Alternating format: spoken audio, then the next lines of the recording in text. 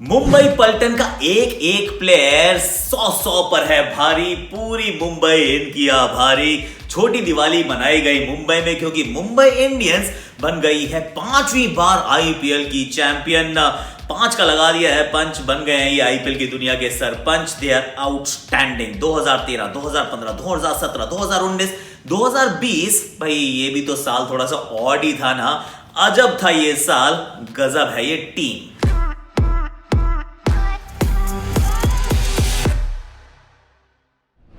Castrol active present super over with me Akash Chopra. भैया देखिए क्या मुकाबला, ये मुकाबला तो नहीं था यार, मुकाबला नहीं था एक्चुअली, थोड़ा सा मिसमैच हो गया एंड में। एक टीम मतलब लगातार 4 बार हरा देती है दूसरी टीम को, मतलब इतना दबदबा। Best team in the tournament और सेकंड बेस्ट को अगर वो 4 बार लगातार हरा दे तो फिर तो मतलब आप आसपास कोई इर्द गिर्द नहीं लग रहा है इस टीम के।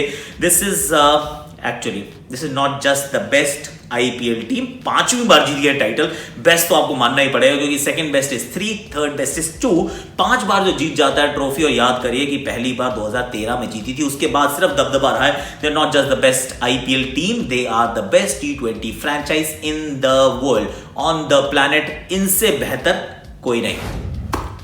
आप अपना जरा मेन्यू मैं आपके साथ शेयर कर लेता हूँ कि मेन्यू में सबसे ऊपर तो है कि दिल्ली का पावर प्ले में बल्लेबाजी, बैटिंग जिस प्रकार से की, वो बैटिंग थोड़ा सा मजा नहीं आया। मतलब मजे की उम्मीद थी, टॉस आपने जीत लिया, बैटिंग आप निकल ली, पर बैटिंग अच्छी की नहीं। उसी के साथ साथ मुंबई जो पावर प्ले में मतलब सामने वाली टीम की ना वो पावर ही कट कर देती है। आई मीन ये क्या बात हुई यार, मुंबई में वैसे पावर कट नहीं होती कभी भी, लेकिन यहाँ पर तो भैया पावर की आउटेज रहती है, तो वो काम इन्होंने करके दिखा दिया। Castrol active match protector for the grand finale Mumbai versus Delhi. I will tell you कौन। और फिर रो हिट, यस रो का फॉर्म मुंबई के हित में है, रो सुपर हिट है, तो उनका बैक इन फॉर्म और बड़े अच्छे मंच पर, मतलब जहां जब सबकी निगाहें रहती हैं वहां पर इन्होंने कर दिया कमाल। अब वो तो है सही, लेकिन थोड़ी सी डीसी की बॉलिंग, थोड़ी सी कप्तानी, उस पर थोड़ा सा हमारी निगरानी देखना पड़ेगा भाई, नजर डालनी पड़ेगी। And last but not the least, Castrol active turning point of the game. I will tell you कि मेरे जहन में क्या है कि कहां से मैच पूरी तरह से बदल गया। पर शुरुआत करते हैं दिल्ली से। दिल्ली ने कोई बदलाव किया नहीं, वही टीम खिलाई जो पिछले मैच में खेली थी, और उसी ओपनिंग कॉम्बिनेशन के साथ उतरे। हमने यहाँ बात की थी ना, मैंने आपसे बोला था देखिए स्टॉइनिस की ना पहले दूसरे ओवर बैटिंग आ जाएगी, आ गई बैटिंग, क्योंकि पहली बॉल पर आउट कर दिया। मतलब स्टॉइनिस की नहीं, रहाणे का अगर मैं स्टॉइनिस को ओपन कराई तो रहाणे की बैटिंग पहले दूसरे ओवर में आ जाएगी, मतलब दूसरी बॉल पे आ गई यार। नॉट दैट कि रहाणे ने ज्यादा रन बनाए, पर स्टॉइनिस बाद में शायद आपके काम ज्यादा आते हैं, मतलब we are all wiser after the event. लेकिन वहां वो आउट हो जाते हैं, उसके बाद रहाणे आउट हो जाते हैं। रहाणे का साल अच्छा नहीं रहा है, 4 बार तो लेग बिफोर हो गए और इस बार down the leg caught behind हो गए भैया। रहाणे के T20 नंबर्स थोड़े से परेशान कर रहा हूँ मैं थोड़ा सा एक्चुअली परेशान हूँ। वो भी मुझे लगता है थोड़ा सा खुश नहीं होंगे। फिर जो शिखर ने शॉट मारा, जयंत यादव को लेकर आए थे, हम कमेंट्री बात कर रहे थे कि नहीं ये गलत निर्णय है, क्यों आप ले आए। वो स्वीप मारा, इस बार शायद 4थी बार स्वीप मारते हुए आउट हुए हैं शिखर, और वो जब आउट हो गए तो टीम थोड़ी सी गई बिखर। और ये होता है दिल्ली के साथ। हालांकि दिल और धड़कन जो इस टीम के हैं, श्रेयस अय्यर और ऋषभ पंत, इन्होंने अच्छी बैटिंग की।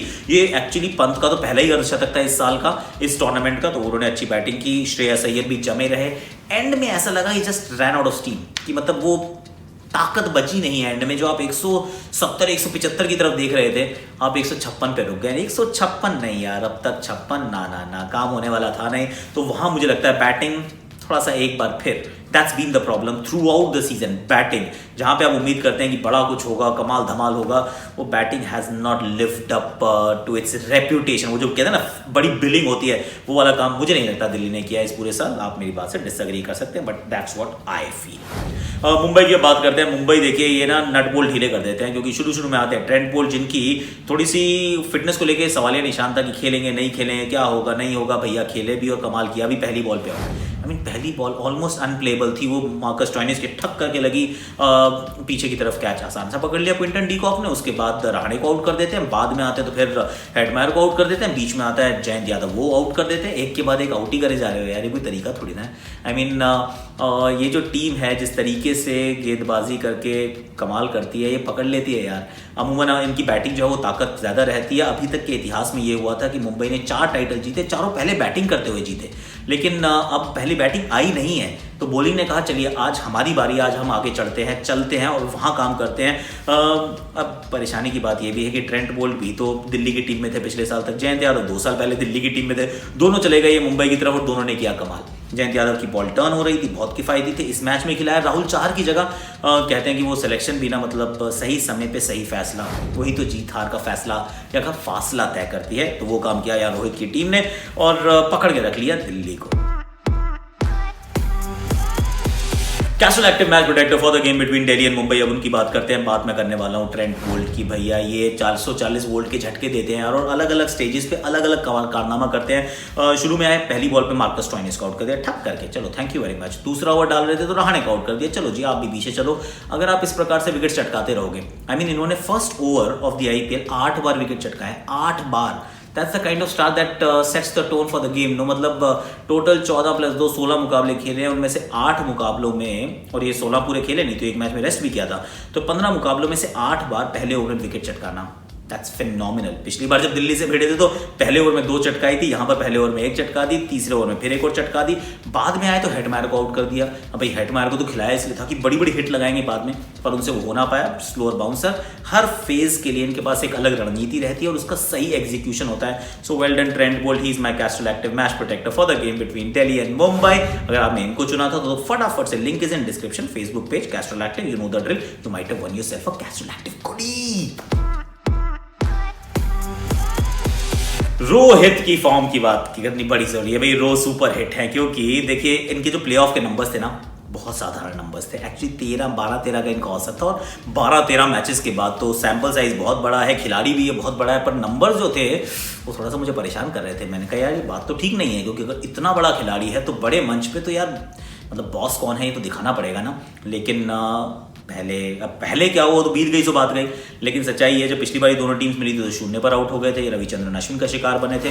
अब यहाँ पर थोड़ा सा इनके ऊपर तवज्जो था, क्योंकि फाइनल है ना, फाइनल में चेज करना 156 प्लस 15-20 बॉलिंग के वो जो कहते हैं स्कोर बोर्ड प्रेशर के डाल दीजिए, तो शुरुआत अच्छी होनी जरूरी थी। क्विंटन डी कॉक तो अपने अंदाज में खेलते हैं, वो तो इस बार भी वैसे ही खेले, बड़ी ताबड़तोड़ शुरुआत वो देते हैं। लेकिन रोहित शर्मा बहुत अच्छा खेले, बहुत संभल कर खेले।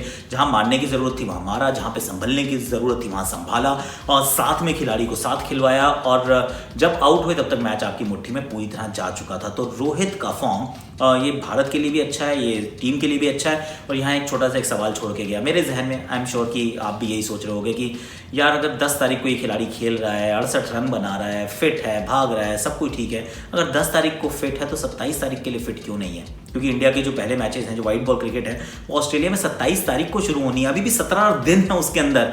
अगर तो ये इंजरी कैरी कर रहे हैं तो what is that injury? I mean उसका कितना मैग्नीट्यूड है, कि क्या gravity of the situation. I think all of us deserve a bit more insight and limelight and some flashlight on it, क्योंकि थोड़ा सा हम सारे ना थोड़ा सा अंधेरे में है कि what exactly is happening with Rohit. पर हम बहुत खुश हैं वो इस बात से कि रो सुपर हिट है। इसका मतलब टीम का मामला एकदम सही है। दिल्ली कैपिटल्स की बॉलिंग की बात करनी भी जरूरी है, क्योंकि बॉलिंग इस टीम की ताकत थी। कुछ चीजें एक्चुअली निकल कर आई सामने विच वाज वेरी स्ट्रेंज। एक तो नोकिया और रबाडा महंगे साबित हुए, ठीक है शुरू में पहले ओवर महंगे हो गए थे, लेकिन उसके बाद बॉलिंग ही नहीं कराई। आई कुडंट गेट इट कि अगर आप यहाँ इनके ओवर्स बचा लेंगे तो फिर बाद में कब काम आएंगे। क्योंकि इस मैच को अगर जीतना था तो आप अपने बड़े गेंदबाजों की तरफ जाएंगे, विकेट चटका के ही जीता जा सकता है। आपने बॉलिंग चेंजेस से आई वाज नॉट 100% इंप्रेस्ड यार, मतलब बहुत मजा नहीं आया। इससे बेहतर हो सकता था ऐसा मुझे लगा, क्योंकि नोकिया और रबाडा सी विकेट टेकर्स हैं। अंत में आके विकेट चटकाई ना, नोकिया ने भी चटकाई, रबाडा ने भी चटकाई, तो वो मुझे लग रहा है कि थोड़ा देर कर दी हुजूर आते आते। तब तक तो चिड़िया चुग गई दिखी, जब आगे उन्होंने विकेट चटकाई तब कहाँ बची थी मैच में कुछ भी जान। रविचंद्रन अश्विन ने बॉलिंग अच्छी की, टाइट बॉलिंग की, लेकिन आज टाइट नहीं डालनी थी। इस मैच में थोड़ी फ्लाइट से डालनी थी। आई डोंट नो, वो थोड़ा सा तेज कर रहे थे। और मुझे पर्सनल मेरा ये लगता है कि जब अश्विन फ्लाइट करते हैं तो अश्विन का कद जो है वो बढ़ जाता है। जब वो फ्लैट करते हैं तो बल्लेबाजी थोड़ी आसान हो जाती है।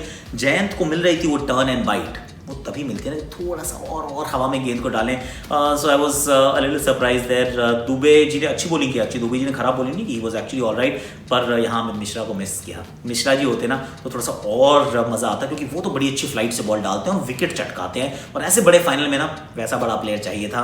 अक्सर वॉज गुड, अक्सर वॉज क्वाइट डिसेंट, अच्छी जगह पे ठीक पकड़ के गेंदबाजी जो उनकी ताकत है। देखिए उनसे मैं नहीं कह रहा हूँ फ्लाइट करें, लेकिन अश्विन से मैं कह रहा हूँ फ्लाइट करें, क्योंकि फ्लाइट की उनसे उम्मीद रहती है ना, 300 से ज़्यादा टेस्ट विकेट तो आधी से ज़्यादा जो है वो तो फ्लाइट से लिए हैं। Anyway that was over. और थोड़ा सा मुझे लगता है बॉलिंग चेंजेस भी जो थे वो उतने मज़े आए नहीं। तो इनिशियली जो सबसे बेहतरीन बॉलिंग यूनिट के रूप में आगे की तरफ चला था ये था दिल्ली का यूनिट। मुझे लगा कि मुंबई से भी बेहतर है, बट टुवर्ड्स द एंड थोड़ा सा it just lost its team as well. These things do happen, पर पहले फाइनल तक तो पहुंचा दिया ना, तो ये बड़ी अच्छी रही बात दिल्ली कैपिटल्स के लिए। Castle active turning point of the game, Rishabh Pant का डिसमिसल आई थिंक, क्योंकि बड़ी अच्छी फॉर्म चल रही थी, मतलब बड़ी अच्छी पार्टनरशिप चल रही थी। कहाँ आप 20-22 पर आपने एक विकेट गंवा दिया था, उसके बाद आपने 96 रन की साझेदारी की, और ये 96 रन की साझेदारी जब तक ऋषभ पंत थे 2 चौके उस ओवर में जड़ चुके थे, और अगर खेल जाते ना तो ये स्कोर 175, 180, 190 तक ले जाते। अच्छी बैटिंग कर रहे थे बड़े दिनों के बाद। वो मैं कह रहा था कि ऋषभ ताबड़तोड़ पंत हैं, तो यहाँ ऋषभ पंत आगे और ताबड़तोड़ जो था वो इमिग्रेशन में अटका हुआ था, तो वो जो अटका हुआ इमिग्रेशन से इस बार निकल गया और यहाँ पर वो कस्टम वस्टम से निकाल लिया गया और यहाँ पर उनको फाइनल मैच में लाया गया। और ऋषभ ताबड़तोड़ पंत जब ये ऐसा खेलते हैं ना तो फिर हमें पता चलता है कि क्यों है ये x factor. And you know, मतलब अब तक आप तो जानते हैं कि मैं थोड़ा सा इनका फैन हूँ, थोड़ा सा इनका मुरीद हूँ। जब ये अच्छा करते हैं तो मुझे अच्छा लगता है, पर जिस समय पर आउट हुए I think that was a turning point. उस ओवर में ऑलरेडी रन आ चुके थे, अगर वो थोड़ी सी स्लोअर बाउंसर को थोड़ा संभाल के खेल लेते, ना मारते एक और चौके की तरफ, ना भागते, तो शायद इस मैच का रुख कुछ और होता, शायद आईपीएल को एक नया फाइनल या चैंपियन मिलता। But then so be it, that's my Castrol active turning point of the game. चलिए दैट्स अबाउट इट। जीत गई है बेहतर टीम जो नंबर 1 टीम थी लीग फेज में। They are the champions as well.